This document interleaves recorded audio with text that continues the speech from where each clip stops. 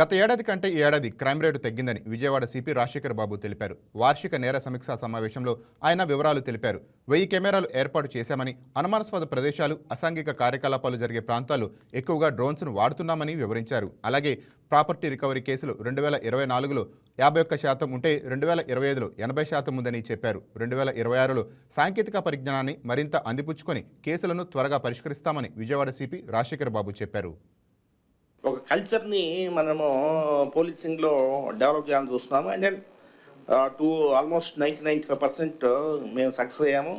So దీన్ని next 2026 సంవత్సరంలో technology adoption, అంటే మైండ్ బ్లాక్ ఏదైతే ఉందో అది తీసేసి ఇదంతా ఈ టెక్నాలజీ అంతా పని వేస్ట్ ఇదంతా అనేది కాకుండా వాళ్ళని టువర్డ్స్ టెక్నాలజీ మనం మోటివేట్ చేసి టెక్నాలజీని అడాప్ట్ చేసుకుంటూ క్రైమ్స్ తగ్గించాలా, ప్రజలకు మంచి సేవలు అందించాలనేది ఆలోచన. తర్వాత డ్రోన్ కమాండ్ కంట్రోల్ సెంటర్ అనేది ఒకటి తయారు చేశాము. ఇప్పుడు ప్రస్తుతం డ్రోన్స్ అన్ని I can view all drones. So నాకు 41 డ్రోన్స్ ఉన్నాయి. 41 డ్రోన్స్ని ఎగురుతుంటే అవన్నీ కూడా ఒకే డాష్ బోర్డ్ మీద, అంత మునుపు కెమెరాలు ఎలా చూస్తామో అలాగా ఒకే డాష్ బోర్డ్ మీద నేను కమాండ్ హబ్లోకి వెళ్ళేసి, so this is one of the greatest intervention.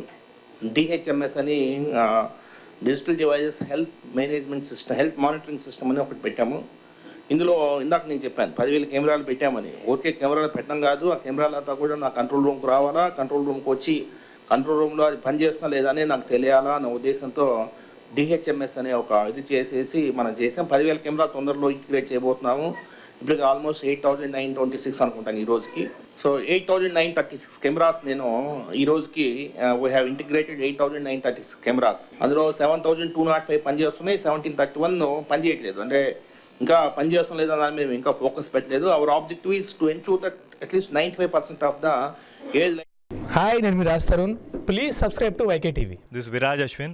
Please subscribe to YK TV Network. Please watch YK News.